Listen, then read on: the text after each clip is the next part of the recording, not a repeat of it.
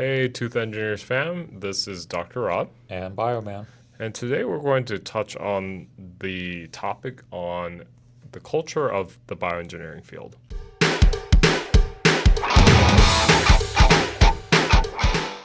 The bioengineering field being a pretty interdisciplinary field is just there's a way to navigate this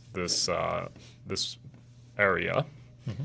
And I think one of the best people to ask this question is Bioman. Oh, I'm blushing. Yeah, he's been in this field for 11 years, so we can get some guidance from a veteran here. So I'll try. I guess let's start with the first part, the culture of the bioengineering field. How is it? Well, as you mentioned, I think the key word here is interdisciplinary, meaning that there isn't really a standard culture. Mm-hmm.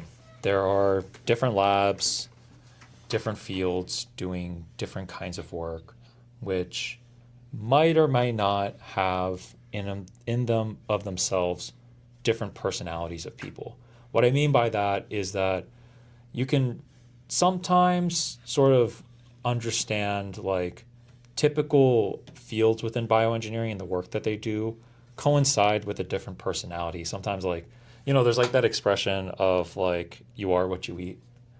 I think it kind of can somewhat apply in the bioengineering space where like to be really passionate about certain fields within the bioengineering space, you have sometimes a particular personality within it. But I'm not going to say that's 100% of the time because I don't want to generalize. But the point here is that navigating different research perspectives and expertise also comes with the different cultures within different lab spaces. And there's really two dimensions when you look at kind of collaborating and working with different labs. One is what is the lab that you want to say collaborate with or work with to answer your own question doing? And then number two, what's the culture and philosophies that lab has so that you can align in your mission and work with them in the long term. The reason I talk about culture and personality more so than just like the research topic is because when navigating an interdisciplinary research, even in the level of a PhD, you're not just looking at what they're good at, you're also building a relationship with them and writing papers and collaborating with them to create a final product, which in the academic space, that usually comes in the form of a paper. Outside, when you're still doing interdisciplinary research, that comes in the form of, say, a product or some other deliverable, as I'll call it. The point here is that without generalizing, research expertise with personalities, different people have different knacks, different superpowers, whatever you want to call it, and knowing how to navigate these different environments is, I would say, extremely critical. Not just knowing like, oh, if I'm printing, I need an electrical engineer to help me out. It has to be an electrical engineer that actually cares about my work and aligns in philosophy and the goal of building this product. Yeah, I want to get back to a point you said about labs. All like different labs have cultures. Right. And I guess this can be extrapolated to the STEM lab, like research area too, right? So it's not just unique to bioengineering, but some labs are a country club. Pretty cushy. You're in 9 to 5 schedule. Don't really work weekends, but some other labs, they do work you like a sweatshop.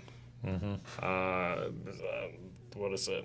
I've heard some labs run on Jack Ma's schedule of 997, right? What is it? 9 a.m. to 9 p.m. 7 days a week. Like some labs actually live that way, Right. really live and breathe it, and some really do thrive in that type of environment, and some just crumble.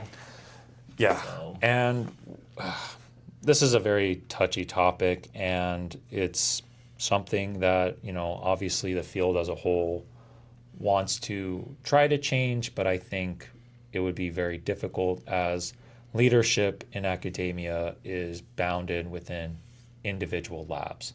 So I don't think there will ever be a point where there is a centralized way where all PIs are obligated to run their labs a certain way. Yes, they have sort of the university overseeing these Yeah. labs, and they can Yeah. sort of, if they become, say, very, they poorly treat the students or overwork them, they has to be looked at. But ultimately, it's pretty far outside the purview of people outside the lab to change that culture. I mean, we can certainly make reform if there's more and more people bringing awareness about, researchers getting overworked in these labs. But I think ultimately, every PI, that's why you have to be very careful and vet the lab and the students in there and decide whether or not that culture, whether it's working, long hours or, sort of promoting a normal, sort of a healthier work-life balance is for you. Obviously, we all want to have healthy work-life balances. That's extremely important, and you can still innovate well in that space. But there are others where they kind of find the need to work long hours and be completely free and taking full responsibility for their work, having a need to work long hours. What does become important, though, is, how the PI responds to this and whether they treat their students with respect. That's kind of the core issue that I think, should be looked at as opposed to whether the lab works many hours or 9 to 5. It's really this idea of like respect, trust, and, the goal of wanting to innovate. I don't think all this other stuff kind of becomes what I like to call aesthetic pieces, meaning whether your culture is working 9 to 5 or a long time, are in both of these environments, are the students actually treated well or not? Yeah, so it's no, there's definitely points. Those are good points. I think my take on this is when you're doing research, you can't really run a 9 to 5 schedule like Yeah, you every can't. week if you're really going to get through a PhD. I just don't think experimental design process is set up that way where you can maintain a 40-hour work week every week. Well, let me qualify 9 to 5 by saying you cannot work fixed hours. Yeah, there's no such thing as fixed hours Yeah. in a PhD. I think you just have to go in with that expectation. Some weeks are going to suck. Some like there I know like some immunological like experiments, they go like 72 hours, and I've heard like some researchers are like running their time points like every hour or every 4 hours. They don't sleep, they sleep at the lab. So like it's just, I think when you're trying to do controlled studies, like unfortunately that's what dictates your schedule. Yeah. And like, Very few of them can give you the luxury of working Yeah. a routine schedule. And even if there might be research labs where you have to do things at fixed times that might be able to fit in a 9 to 5, that's not really doing research, to be Yeah. fair. Yeah. Like that culture is, I think when we talk about the subject of healthy work-life balance, I think there needs to be this understanding that a PhD means like iterating, learning, and messing up, and then trying to find a solution. Putting bounds with time on this sort of process kind of It doesn't work. doesn't work, right? It doesn't work. And so where I go about the idea where it's like, if the culture says they rather have you, stop at 5 o'clock, which doesn't really exist, or they enforce, working long hours, neither of them work. What I guess I'm saying is like, you can't really impose a rule on a lab to say to do one thing or the other. The culture might already have that embedded within the lab, but individuals, when they have unique PhD projects, need to work hours that are necessary to conduct an experiment. Yeah. So for our tooth engineer Sam, let's just give an example. So when it comes to like bone related research, the healing time for bone based on literature, it can go up to a year. So like 2 weeks, clot forms, the extracellular matrix lays down collagen, and after that 2 week mark, the minerals start to deposit, and then that lasts up to like 8 weeks before any sort of load can be applied to that healed site. So like when we're trying to establish experimental time points, we have to go by weeks.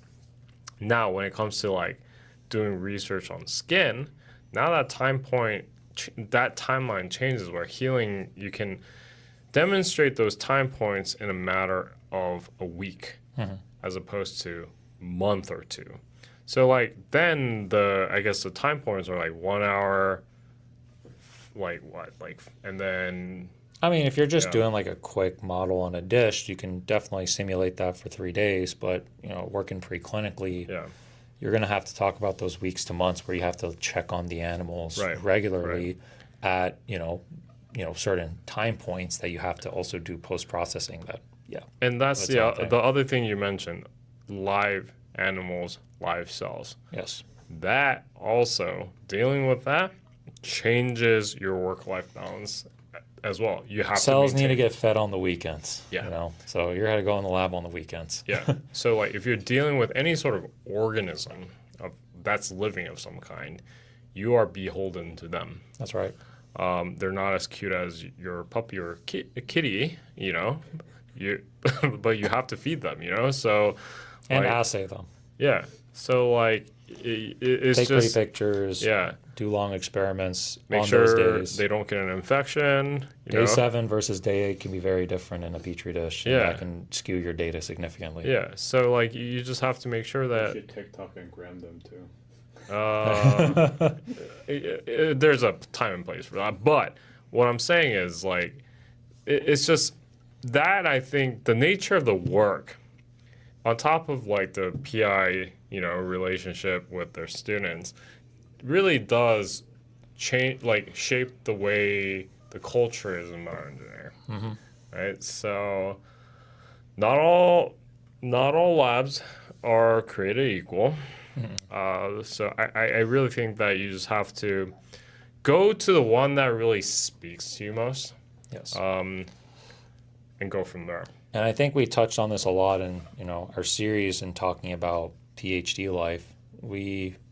All of these sort of talks that we have about our PhD experience, I think to our tooth engineers, I guess the advice or what we're trying to tell you the PhD journey is about knowing who you are and what you want. I think is the nice way I put it. So you can have a culture that has the standard, everyone kind of works within certain hours, very chilled, relaxed. They'll all get it done somehow, some way. Or you work the lab that has crazy kind of insane hours, and the PI is a bit more strict to you and wants you to publish in high impact, and there's a lot of different colors when it comes to the different cultures of labs. And you as an individual, you got to again know who you are and what you want, know what you can tolerate, know what kind of lab works best for you, since it's sort of in the long haul.